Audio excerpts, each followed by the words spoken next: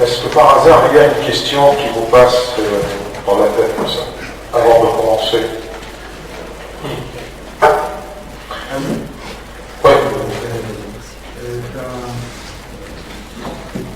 Dans un des évangiles, il y a écrit que si quelqu'un nous offense, nous frappe sur le genou, de tendre le genou. C'est l'image qu'avait donné le Christ, et je voulais savoir si on est là. Est-ce que vraiment, si quelqu'un frappe,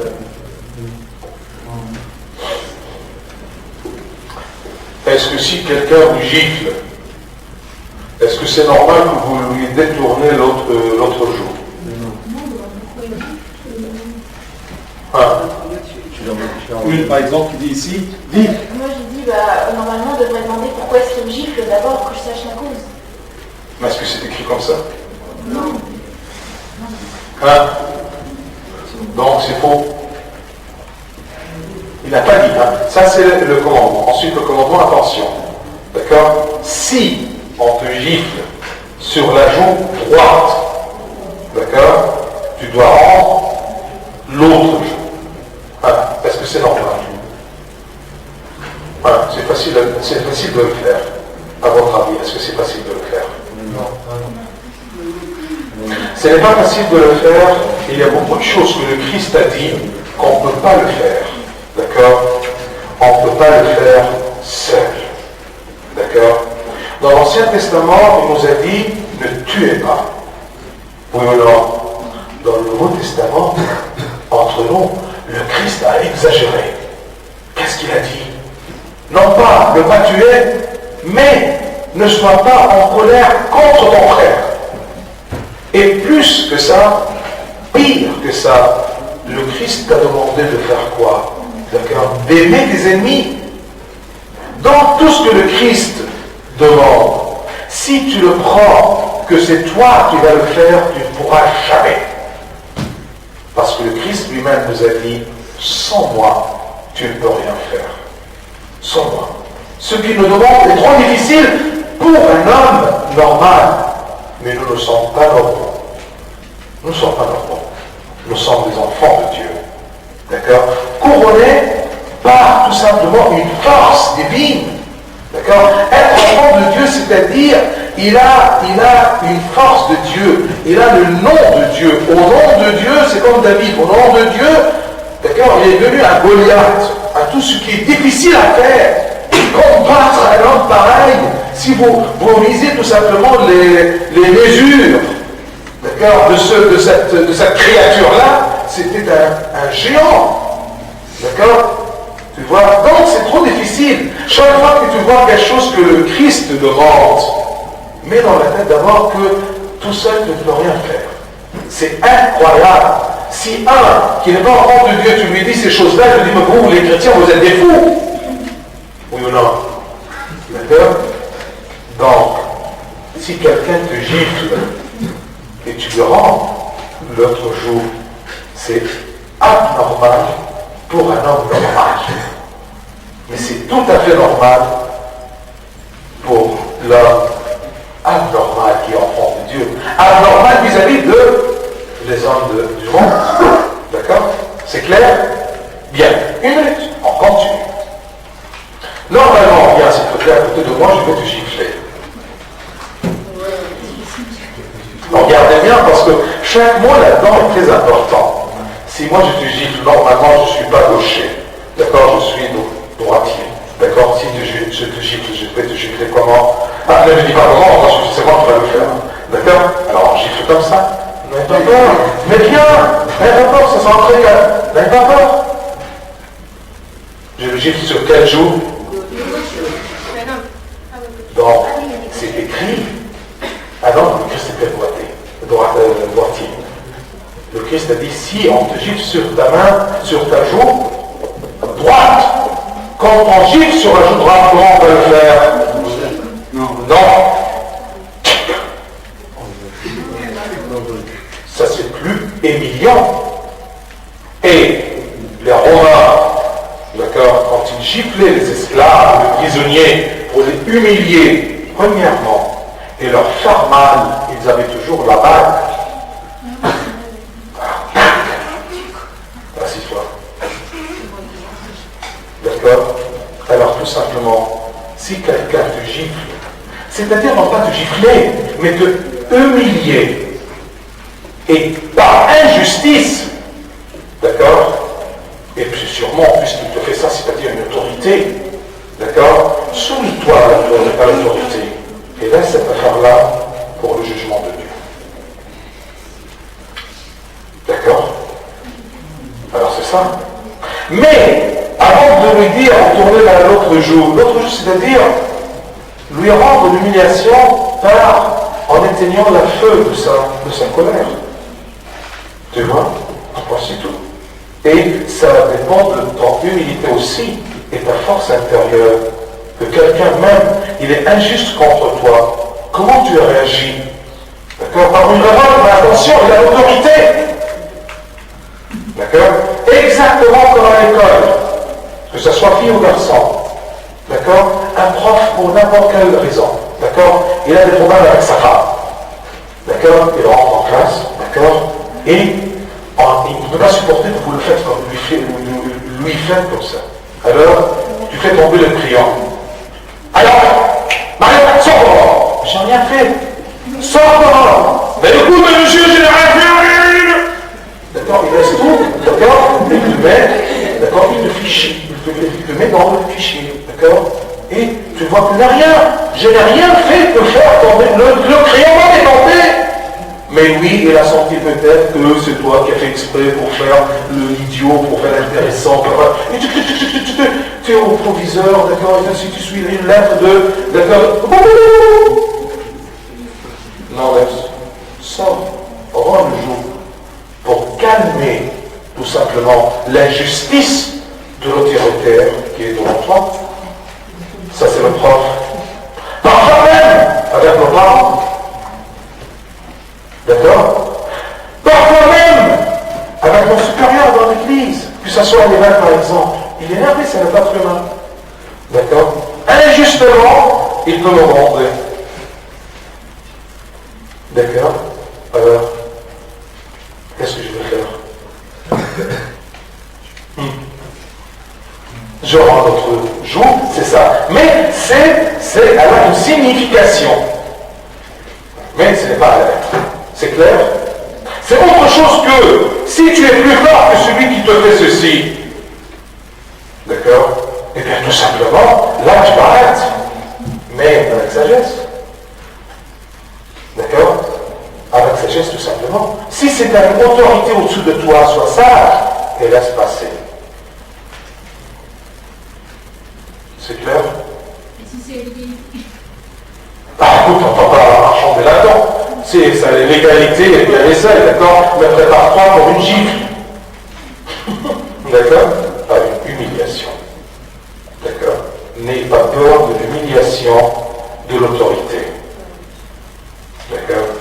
C'est comme, on dit toujours, quand il y a une vague qui monte, vous tous que vous savez bien nager, d'accord, vous aimez la mer, quand il y a une vague, qu'est-ce que tu fais? D'accord?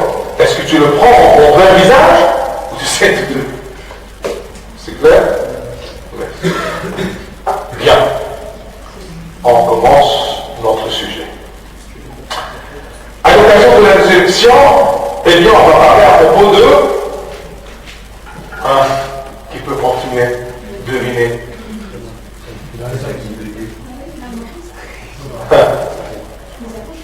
À l'occasion de la résurrection, on va, d'accord, parler à propos de la mort. Elle quoi alors? J'arrive pas à te dire. Elle n'a pas eu le corps de le dire. D'accord? Bien. Mais quel genre de mort? Eh bien,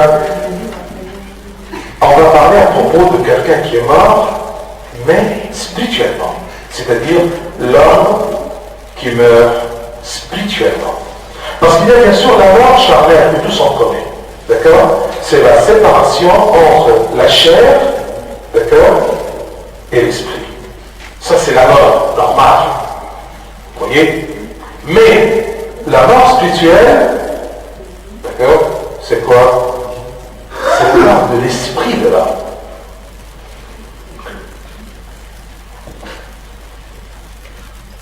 C'est que, pas le corps seulement qui a besoin de résurrection, parce que bien sûr la résurrection, ça sera la résurrection du corps, mais aussi notre esprit a besoin de résurrection, puisque l'esprit meurt, elle a besoin de résurrection. Le corps, la chair meurt, elle a une résurrection, elle a besoin de ressusciter. Donc l'esprit a besoin aussi de ressusciter, d'une résurrection. Saint Augustin, qu'est-ce qu'il dit? Écoutez, la mort de la chair et la séparation entre l'esprit et la chair. Oui ou non, c'est ce que viens moi-même de le dire. La mort. Quand même on dit le Christ est mort, avec sa divinité et son humanité là-dessus, la mort humaine, la mort de la chair, c'est la séparation entre la chair et l'esprit. L'esprit humain, la chair humaine. Et la mort de l'esprit est la séparation entre l'esprit et Dieu. Il y a trois choses. La chair, l'esprit, Dieu. Séparation entre la chair et l'esprit, c'est la mort charnelle, c'est la mort humaine. Séparation entre l'esprit et Dieu, c'est la mort spirituelle. Donc, je peux être vivant humainement, l'esprit et le corps, je vis. Je descends, je mange, je sors, d'accord, je vais à l'école, d'accord, ainsi de suite. D'accord? Je peux être vivant. Mais il y a une séparation entre mon esprit et Dieu. Donc, c'est la mort spirituelle. Et même, Saint Paul, qu'est-ce qu'il dit? Celui qui est à côté de toi, s'il te plaît, qu'il sort, Michael. D'accord, qu'il sort que je le vois. Oui. Alors, mets-toi là, devant, s'il te plaît. C'est pour ton bien. Non, ici, s'il te plaît. Tout simplement pour t'aider. Je ne pas tout ton temps à parler avec quelqu'un. Bien. Alors, Saint Augustin, il a dit ça pour définir tout simplement la mort spirituelle et la mort. D'accord? Normal. Saint Paul, qu'est-ce qu'il a dit? Écoutez. Vous étiez morts par vos offenses et par vos péchés. Nous qui étions morts par nos offenses, Dieu nous a rendus vivants avec Christ. Au fond, c'est péché. C'est ça qui te rend mort. On a su qu'est-ce que c'est la mort de l'esprit. Oui ou non? D'accord? La mort de la chair, il y a toujours une raison. Tu prends un poison, d'accord, une maladie, d'accord, quelqu'un qui tue avec un coup, d'accord, de couteau, un revolver, une balle dans la tête, le cœur, ainsi de suite, d'accord. Mais la balle qui sépare entre l'esprit et Dieu, c'est le péché et les offenses. Et c'est pour cela que l'apôtre dit, d'accord, nous étions morts par nos offenses et par nos péchés. C'est ça qui tue l'homme spirituel. Et si la mort et cette séparation entre l'esprit et de Dieu, donc la résurrection de l'esprit, d'accord, ou la résurrection spirituelle, ce sera quoi? Ce sera cette réconciliation entre ton esprit et Dieu. Et cette réconciliation, d'accord, aura lieu comment? En éliminant la cause, le péché et l'offense. Donc celui qui est dans le péché est un homme mort. C'est clair? Bien. Et nous qui étions morts par nos offenses, Dieu nous a rendus vivants avec Christ. Avec Christ, c'est-à-dire avec le médicament, avec ce que le Christ a fait sur la croix. D'accord? Tout simplement, on dit que le Christ, c'est-à-dire Dieu incarné, Dieu qui s'est fait homme, d'accord, qu'est-ce qu'il a fait? D'accord? Il a réconcilié l'homme et Dieu. L'homme, sous-entendu son esprit, d'accord? Tout ce qui est intérieur, ses convoitises, d'accord? Ses péchés, ses désirs, tout ce qui est à l'intérieur. Vous voyez? Parce Parce que parfois on peut avoir des bonnes œuvres à l'extérieur, mais à l'intérieur. Ce qui est normal pour un homme, c'est ne pas commettre l'adultère. Mais ce qui est anormal pour l'homme normal du monde, c'est que s'il regarde tout simplement une femme pour la désirer, il a commis l'adultère avec elle dans son cœur. Tu vois? Donc, cette séparation entre l'esprit et Dieu, c'est la mort spirituelle de l'homme.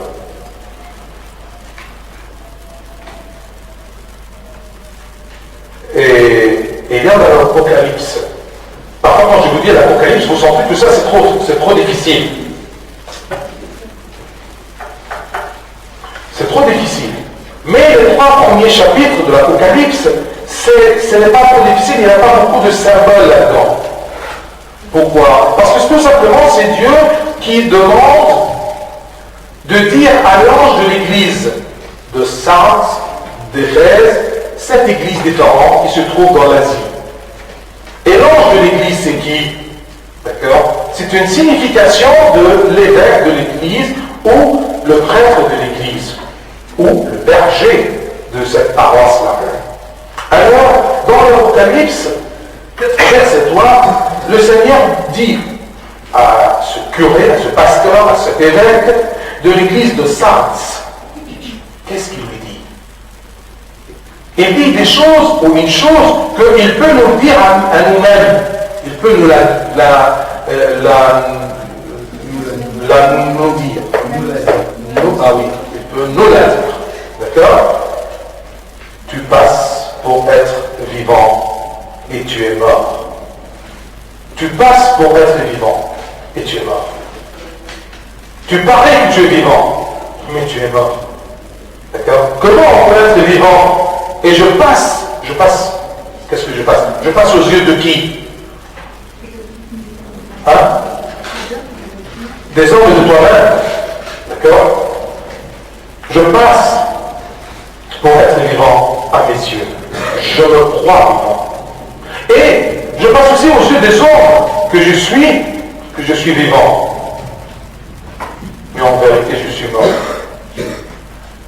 Tu passes pour être vivant et tu es mort. C'est-à-dire que le corps est vivant, mais l'esprit est mort. Le corps est vivant parce qu'il est uni à l'esprit, mais l'esprit est mort pourquoi? Parce qu'il est séparé de Dieu. Est-ce que je passe pour vivant et je suis mort? Même je peux être mort, d'accord, mais vivant. D'accord. Je peux être mort et ma chair est dans le tombeau, la séparation entre la chair et mon esprit est déjà faite. Je suis mort, d'accord, mais je suis vivant parce que mon esprit, même après ma mort, d'accord, eh bien, elle est unie avec Dieu. Elle vit avec Dieu. Donc je peux être mort, d'accord, et je passe pour mort, mais je suis vivant. Je suis vivant. Mais le problème que sur la terre, quand je suis vivant, méfiez-vous, est-ce que votre vie, d'accord, ça se passe où tu passes pour vivant et tu es mort, ou tu passes pour vivant et en vérité tu es vivant? C'est clair? Le corps est vivant, mais l'esprit est mort.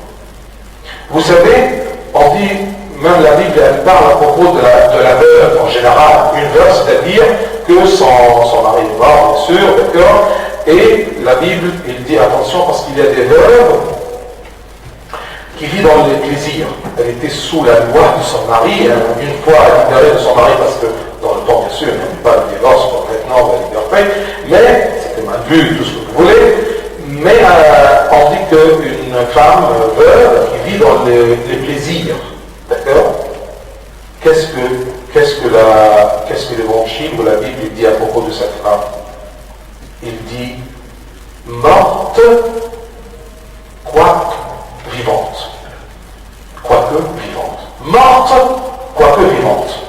Qu'est-ce que ça veut dire? Quoique vivante, elle est morte. Oui ou non? D'accord? Et le Père a dit, si vous voyez ces gens-là qui sont vivants et se passent pour vivants. Une veuve, elle est vivante et même elle vit dans le plaisir. D'accord? Dans tout l'héritage que son mari lui a donné, par exemple, d'accord? Mais en vérité, elle est morte parce qu'elle est séparée de Dieu. Vous voyez? Si vous rappelez le Père, qu'est-ce qu'il a dit le Père? Le Père de l'enfant prodigue, quand il est retourné. Qui peut me dire? Qui se rappelle? Quand il est retourné, d'accord? Bien sûr, le Fils, il devrait dire, j'ai péché contre le ciel et contre toi, mon Père, d'accord? Je ne mérite pas d'être ton fils, mais fais de moi un ouvrier ou un esclave. Il n'a pas dit, mais le Père, en le voyant de loin, d'accord, il est allé. Alors, il a ordonné qu'on lui donne la bague, et on lui donne un beau costume, et on y vole, d'accord, le grand taureau. Oui ou non? Alors, le fils aîné, il est venu, d'accord, il a regardé, il était furieux, comment tout simplement le père a osé faire ça avec son fils qui a pris son argent, son héritage, il l'a dépensé avec des prostituées dans un endroit de loi. Comment il a fait ça? Alors, qu'est-ce qu'il lui a répondu le père? Qui se rappelle?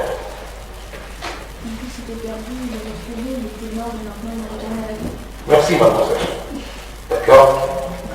Alors, il a dit, mon fils que voici était mort, il est revenu à la vie. Et c'est ça le repentir. D'accord? Si tout simplement, Dieu à un moment, il te dit comme l'ange de l'église de Sardes, d'accord, que tu passes pour un vivant, mais Dieu mort, j'aimerais bien qu'il dise un jour que moi, son fils, j'étais mort et je suis revenu à la vie par le repentir.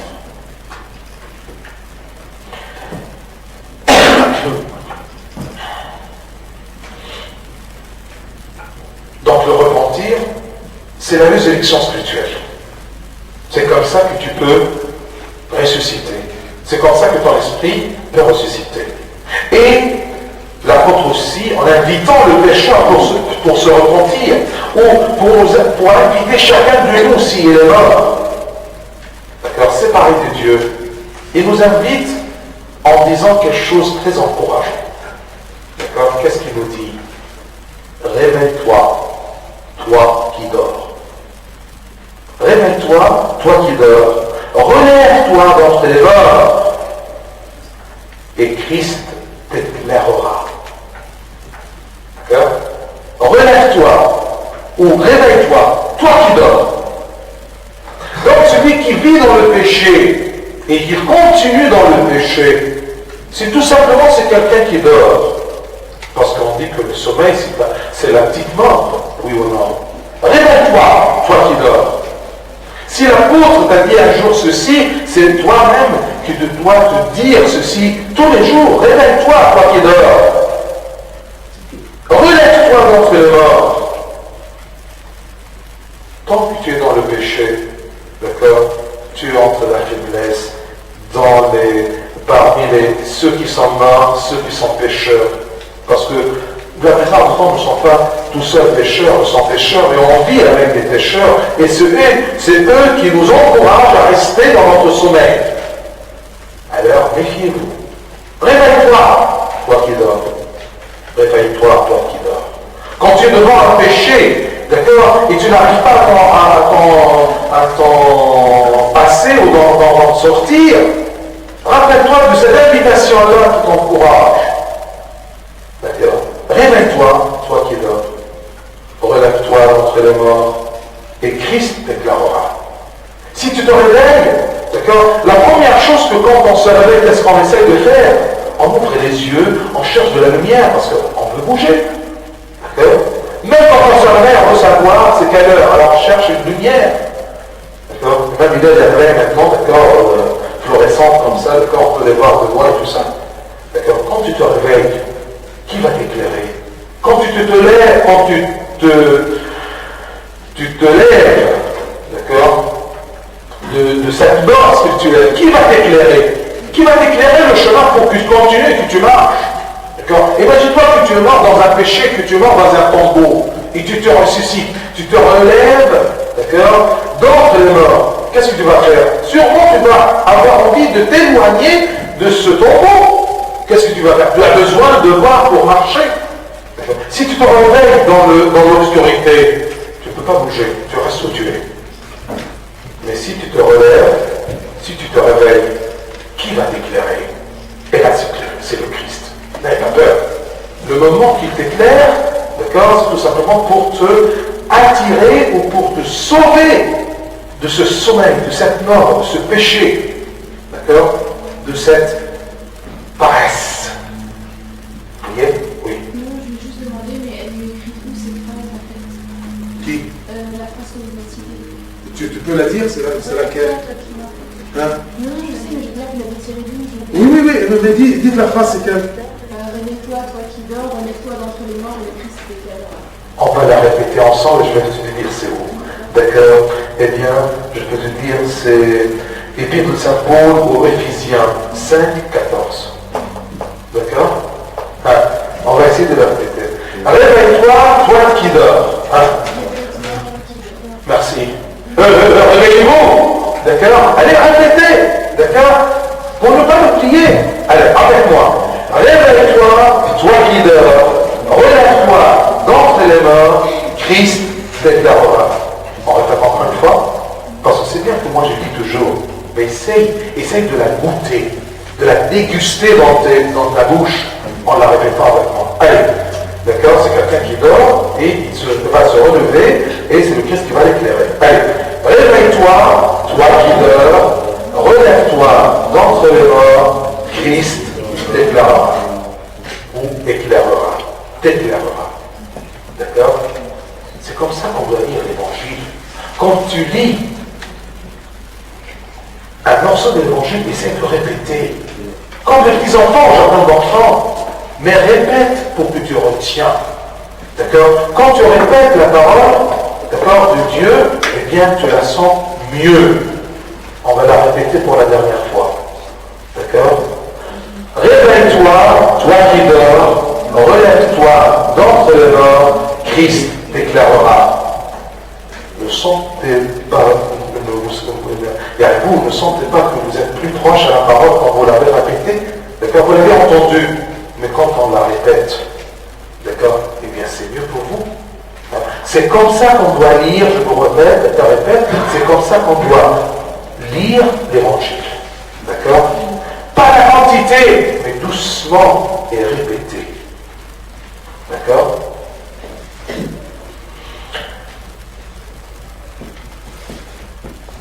Par là, eh bien, le pécheur est considéré qu'il est parmi les morts.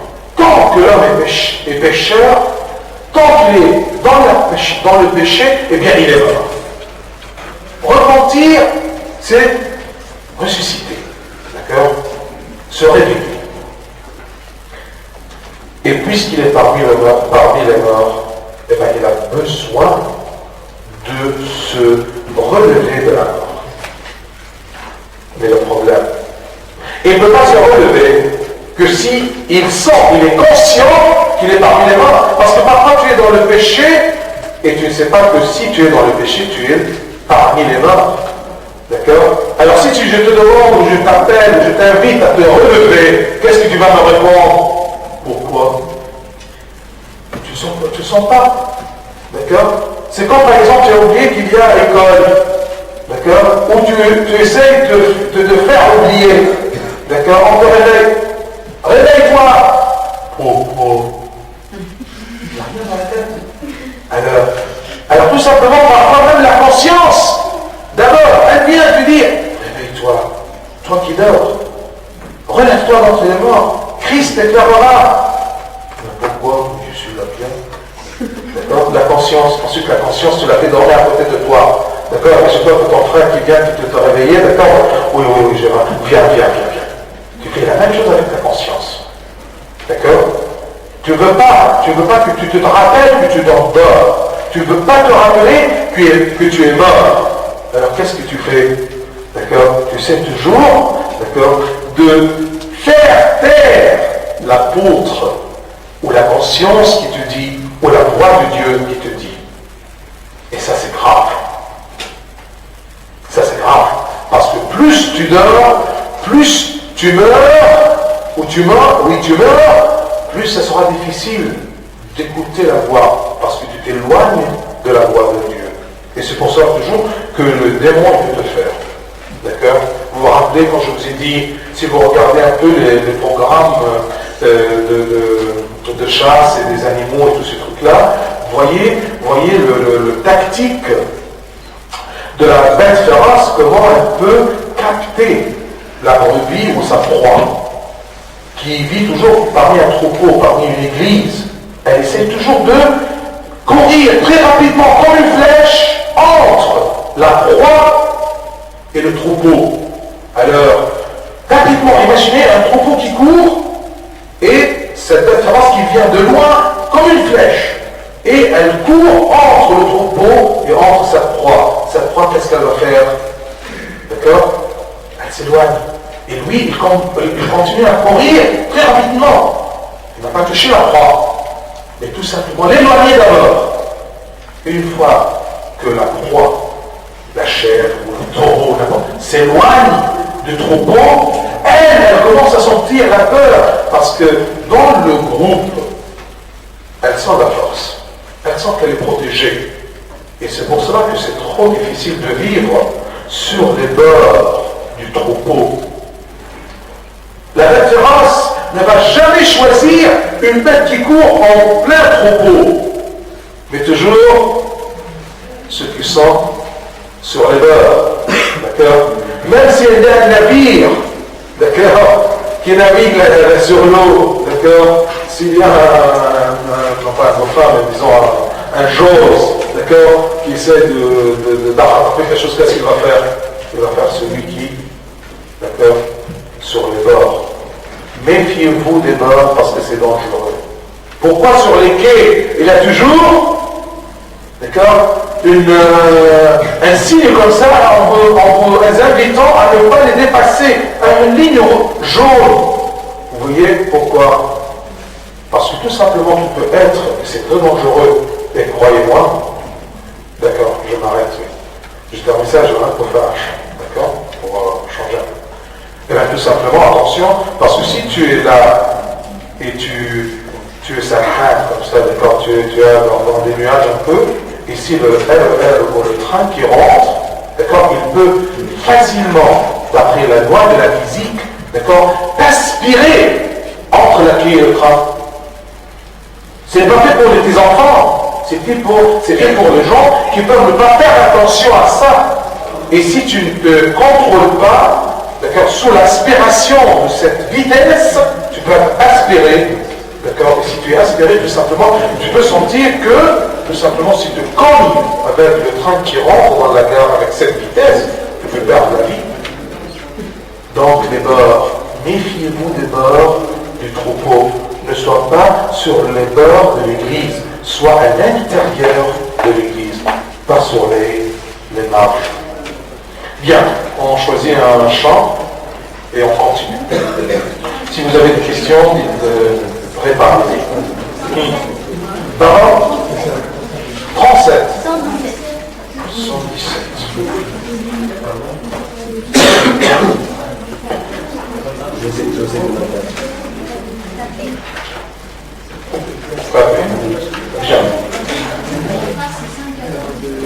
Éphésiens, chapitre 5, verset 14. Bien, allez, on commence. Papé passo Jésus, raison humaine ici-bas. Papé qui chasse Jésus, la haine et les combats. Papé passo Jésus, raison humaine ici-bas. Tapez qui chasse Jésus, la haine et les combats. Tapez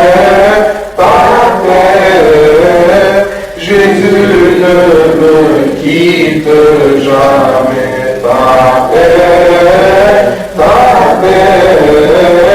Jésus ne me quitte jamais. Et s'il m'est passé jamais, Jésus, par ton Saint-Esprit, par ton amour et ta paix, tu nous redonnes vie. Et s'il m'est passé jamais, Jésus, par ton Saint-Esprit, par ton amour et ta paix, tu nous redonnes vie. Ta paix, Jésus ne me quitte jamais. Ta paix, Jésus ne me quitte jamais. Mon pénu ne peut ravir, à mon troupeau j'ai laissé ma paix avant de partir pour mes brebis aimées. Ma pénu ne peut ravir, à mon troupeau j'ai laissé ma paix avant de partir pour mes brebis aimées. Ta paix, Jésus ne me quitte jamais. Ta paix, Jésus ne me quitte jamais. Bien.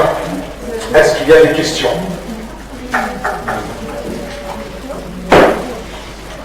On continue.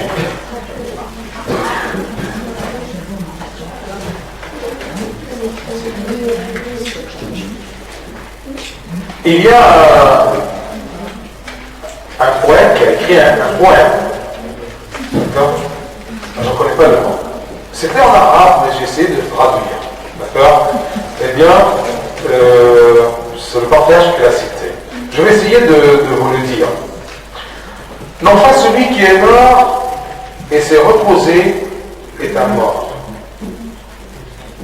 Mais pourtant le mort est celui qui est mort en vivant. Je répète.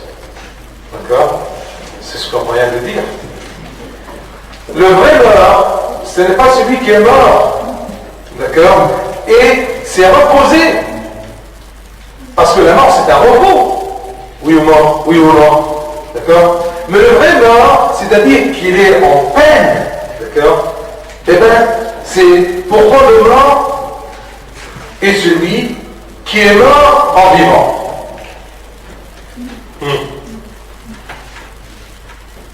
La mort est un repos. Même pour un chrétien, on dit en arabe, c'est-à-dire le repos. Même dans l'horizon des défunts, on dit dans le repos. D'accord? Donc, en vrai, la mort, même pour un chrétien, c'est un repos. Repos de quoi? D'accord? De toute la lutte et les heures. Non, après la mort, nous sommes dans l'attente, dans le paradis, d'accord? Nous sommes dans un repos. Donc, la mort, qui est quelque chose de mauvais, en vérité, ce n'est pas, d'accord? Ce n'est pas l'adjectif ou le qualificatif de celui qui est mort en vérité, mais le mort, c'est celui qui est vivant et il est mort. C'est-à-dire, il est mort en vivant. Vous voyez? Parce que c'est ça qui est très douloureux pour l'homme.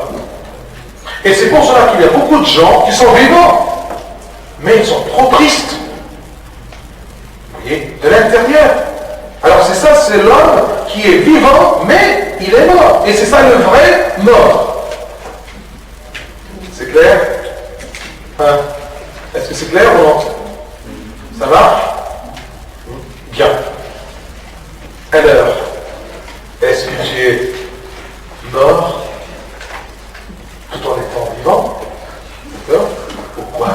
ton état. Donc parfois, si tu sens que tu es trop triste, comme un mort, eh bien cherche d'où tu es tombé. D'accord? Et le remède, toujours, c'est le repentir. Retourne. D'accord?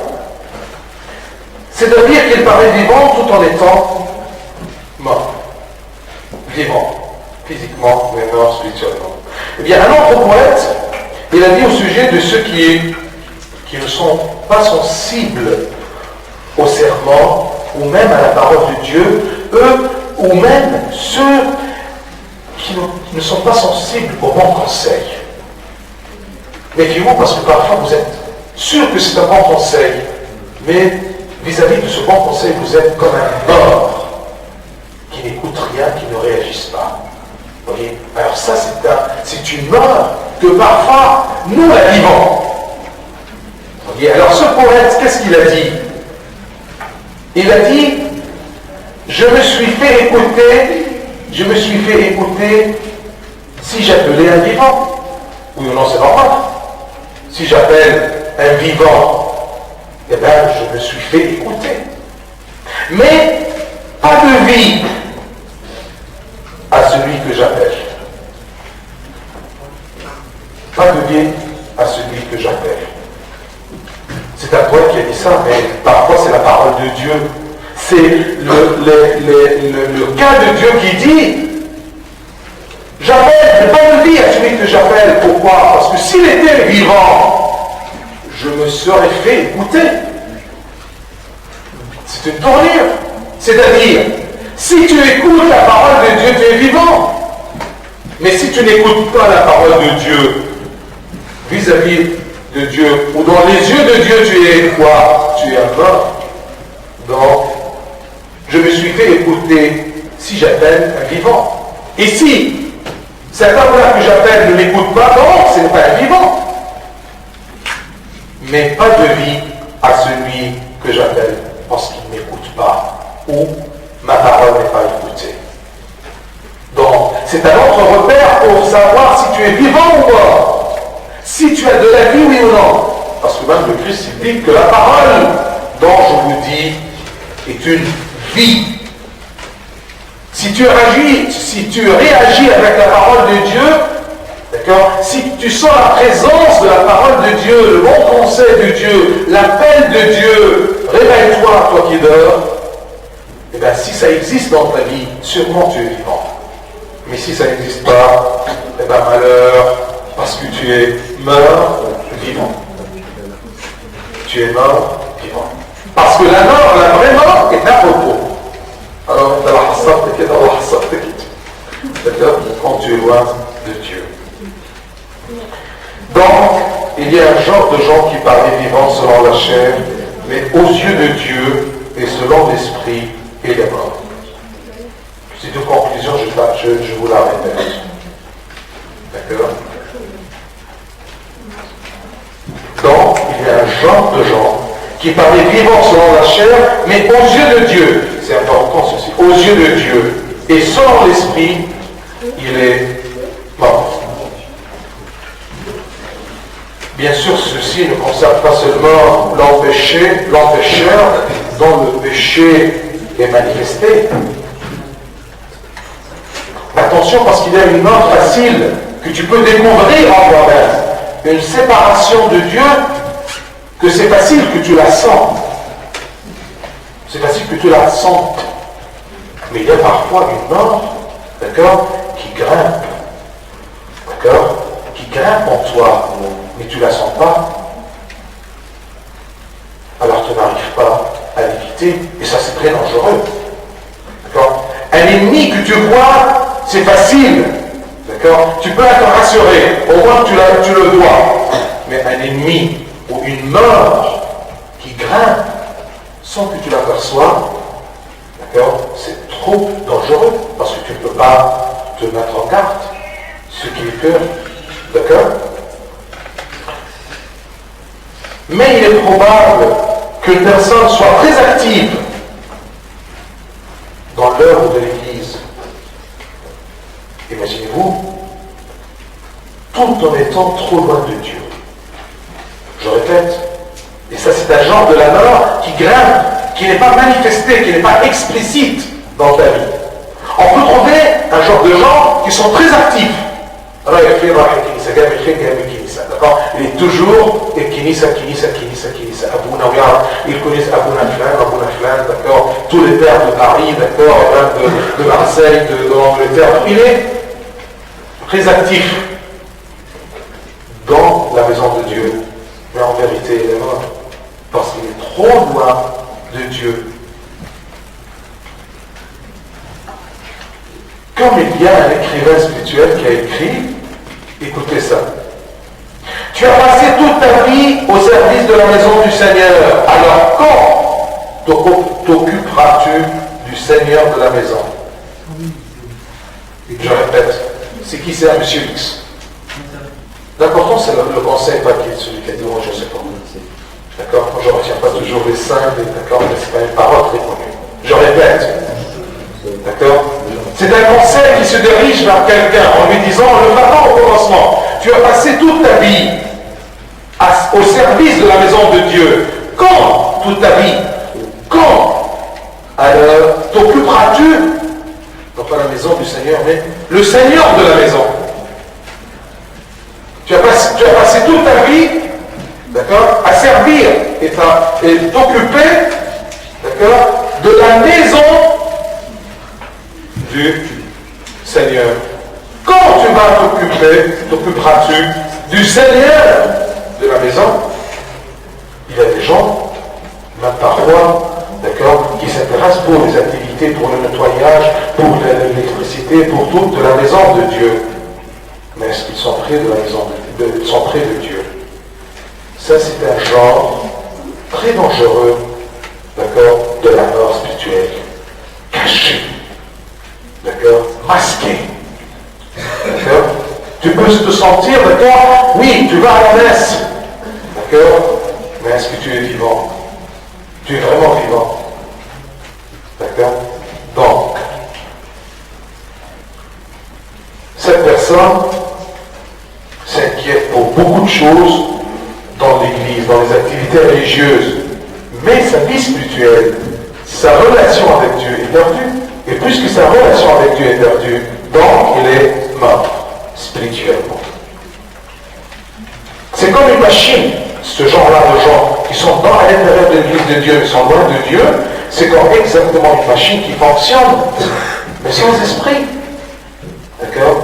La machine, même si elle fonctionne, vous sentez qu'elle est vivante, elle est morte. Alors, es-tu une créature de Dieu vivante ou une machine qui fonctionne?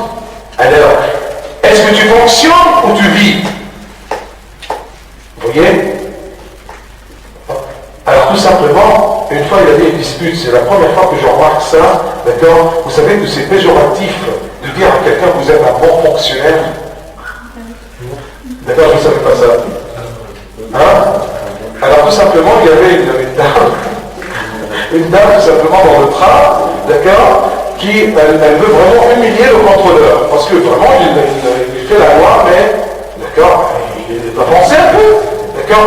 Alors, elle lui a dit, eh bien, monsieur, je vous félicite, vous êtes un très bon fonctionnaire, vous fonctionnez bien. Là, le contrôleur était fermé, qu'est-ce qu'il a dit? Il a dit, madame, je ne suis pas fonctionnaire. Oui, mais quoi? S'il réagit de cette façon-là, 1 plus 1 égale 2, mais il y a quelque chose d'humain, tu es une machine, tu fonctionnes. Et en vérité, d'accord, un fonctionnaire, même on dit un fonctionnaire d'État, c'est bien parce que là, vous êtes au moins sûr que vous n'êtes pas au chômage, un fonctionnaire d'État, ce n'est pas très honorable, d'accord, parce que fonctionnaire d'État, c'est dit quoi? Il est là, il ne comprend rien. D'accord, bouche belle comme ça, d'accord, 1 plus 1 égale 2. Monsieur, vous êtes 1, oui, alors, ou l'autre 1 égale 2. Mais il y a 1 et plus 1, mais il y a quelque chose. Alors, monsieur, c'est terminé. Alors ça, c'est un fonctionnaire. D'accord? C'est parce que tu es sur la route d'être fonctionnaire d'État. D'accord? Mais vous voyez? D'accord? Ben, bien sûr, si tu es un bon fonctionnaire, un bon fonctionnaire, c'est tout simplement, c'est quelqu'un qui prend la responsabilité aussi, la responsabilité de prendre une décision, d'accord, de comprendre l'esprit de la loi sur laquelle, ou sur l'esprit de la loi qu'il pratique sur les gens, les citoyens. Vous voyez? Alors c'est ça. C'est comme, je me rappelle pour quelqu'un qui était furieux contre un système. Alors, c'était un Égyptien, vraiment de ça. Il a dit, mais comment? Je vis comme ça, je dois payer ça, je n'ai pas ça à payer.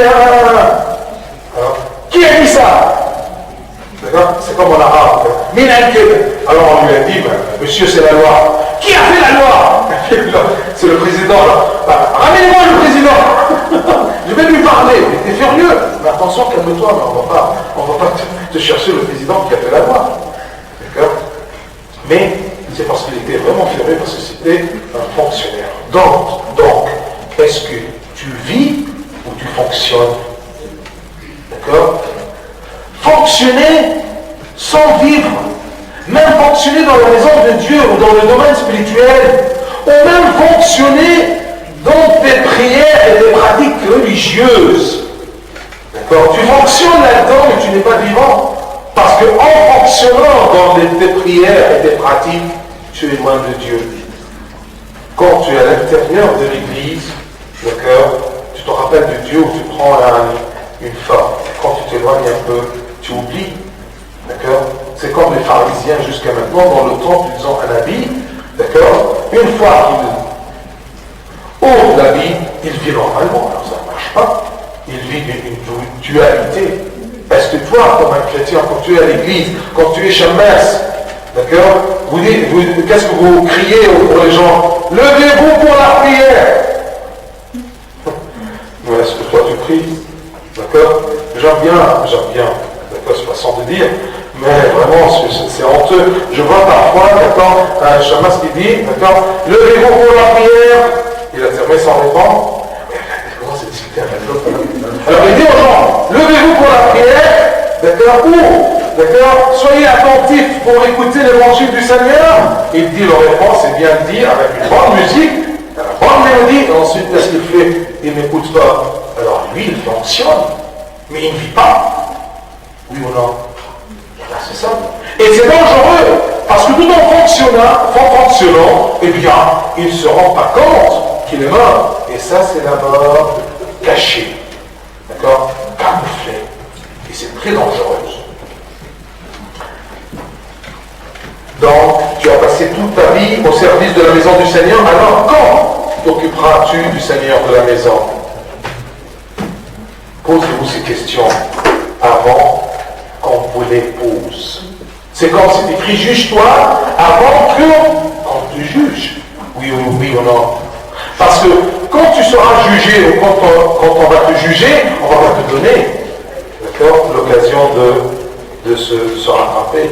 Mais si toi tu te juges toi-même, tu vas te rattraper. C'est comme exactement avant les examens. N'ayez pas peur, mais je vous dis, d'accord? Alors si tu te fais toi l'examen toi-même en te posant la question est-ce que tu es prêt oui ou non, ça sera mieux que c'est eux qui te disent si tu étais prêt oui ou non.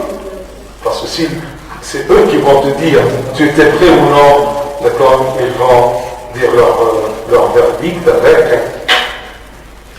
D'accord? C'est clair? Bien. Passons pour ne pas gêner les gens qui se rapprochent pour les examens. Mais réveillez-vous, d'accord? Le fond, ce n'est pas méfier. Donc, cette personne s'inquiète pour beaucoup de choses dans le ministère, les activités religieuses, même les pratiques religieuses, mais la vie spirituelle est perdue. Elle est comme une machine qui fonctionne, mais sans esprit. Peut-être mort spirituel. Mais ce qui est dangereux, hélas, dans ce genre-là, dans ce cas-là, c'est qu'ils ne sentent pas qu'il est mort. D'accord? Et c'est ça le danger.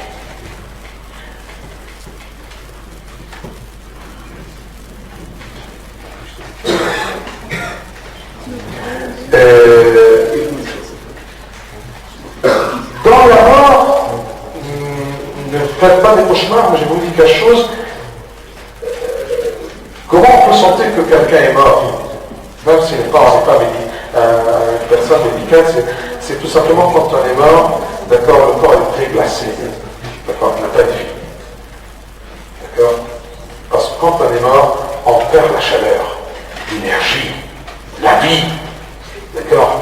effectivement du sang qui coule, et ça, ce qu'on appelle l'âme. D'accord? C'est ce qui circule, ce qui chauffe, d'accord, le corps ou la personne. La mort perd toute la chaleur de son corps. Ainsi, le mort spirituel, il perd toute sa chaleur spirituelle. Si on dit que le signe de la vie, c'est la chaleur dans le corps, dans la chair, aussi, comment tu peux savoir si tu es vivant ou vivante, d'accord, spirituellement dans des pratiques? D'accord? Eh bien, tout simplement, est-ce qu'il y a une chaleur? D'accord? Il y a une chaleur dans ta vie, oui ou non? C'est comme, est-ce qu'il y a une chaleur dans ton corps, oui ou non? D'accord? C'est la même chose. Il perd ce qu'il avait comme zèle, comme envie de prier. Parce que c'est quoi la chaleur spirituelle? Je vais terminer sur ce point. Si nous sommes d'accord que la mort de la chair, c'est la froidure, la tiédure, la tiédeur, d'accord, du corps, et bien tout simplement, à votre avis, d'accord, perdre la chaleur spirituelle, c'est quoi? C'est aussi perdre le zèle, l'envie, d'accord, la motivation d'être avec Dieu. Vous voyez, c'est comme quelqu'un qui se suicide, il se donne la mort. C'est parce que tout simplement, il ne sait pas la valeur de la vie. Il préfère la mort, mais par ignorance.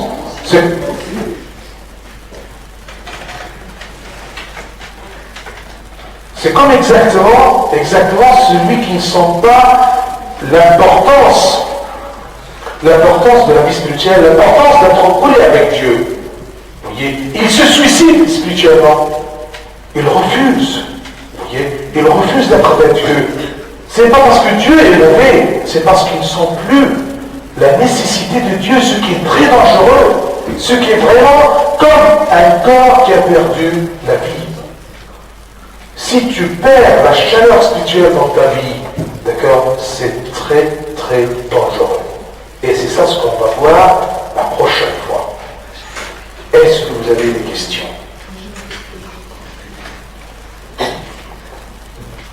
Vous vous rappelez de la phrase, de l'appel?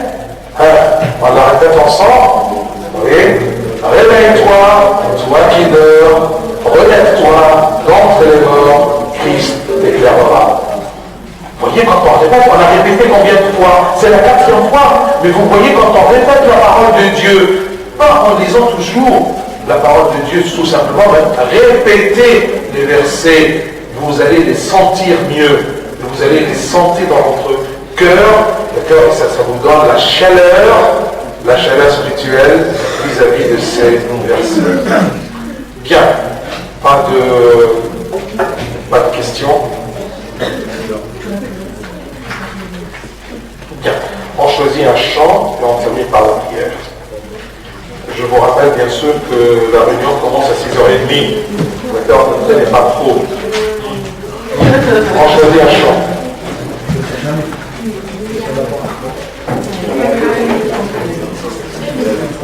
Qui choisit?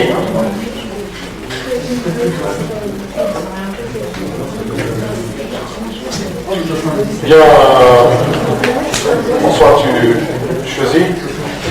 Allez, vite. 63.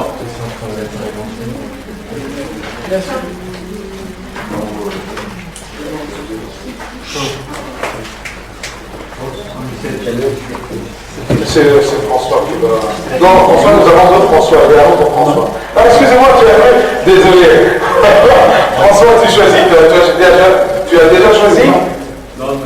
Non, si, tu as choisi. J'ai senti tu as fait assis avec de la tête comme ça. Allez-y. Alors, François. 62? Non, je suis pas d'accord. Bien.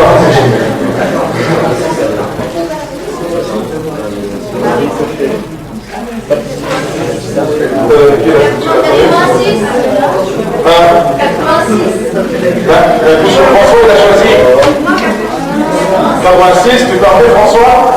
Oui. 86. Non, 57. François, un peu plus fort. 57. 57. C'est la vie ou la mort. 79. 57. 79.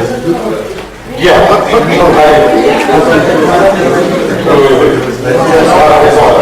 Allez. Allez.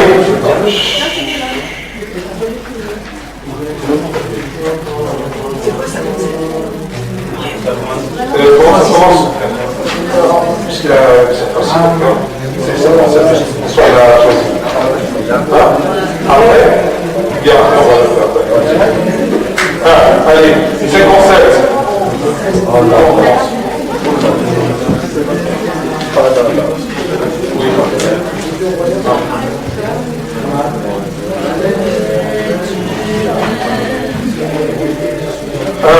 Sylvie, tu commences? Commence parce que je n'ai pas la petite communauté. Allez, 57. Je commence par le refrain. Allez-y,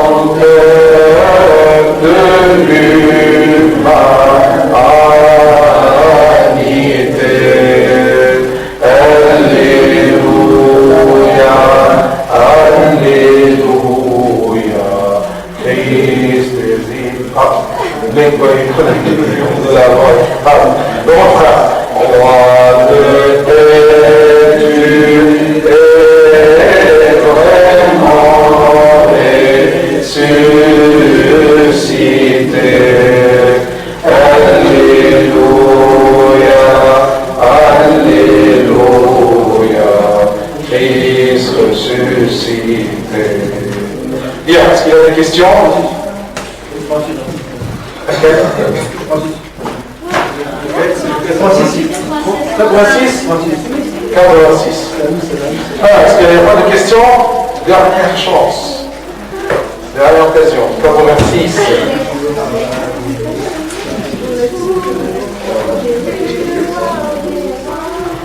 Allez, on commence. On commence par le couplet. D'accord. Commence. C'est vite. Aux anciens, années que tu bénis, ton nom me souvient, toi tu m'as répondu, car ton bras tenait le mien, et jamais ne m'a trahi, car ton bras tenait le mien, et jamais ne m'a trahi. Jésus, roi des rois, Jésus, Seigneur éternel, lumière sur la voie, éclaire tout mon être. Jésus parle à la croix, au royaume nous fait naître. Jésus parle à la croix, au royaume nous fait naître. La mer est déchaînée, le vent souffle rugit, la vache chavirée, Jésus semble endormi, soudain de sa main levée, a calmé les flots la nuit, soudain de sa main levée, a calmé les flots la nuit. Jésus, roi des rois, Jésus, Seigneur éternel, lumière sur la voie, éclaire tout mon être. Jésus parle à la croix, au royaume nous fait naître. Jésus parle à la croix, au royaume nous fait naître. Ô Dieu puissant et fort, viens habiter mon cœur. Ils ont meurtri ton corps, Jésus au Rédempteur. Tu triomphes de la mort, par la croix tu es vainqueur. Tu triomphes de la mort, par la croix tu es vainqueur. Jésus, roi des rois, Jésus, Seigneur éternel, lumière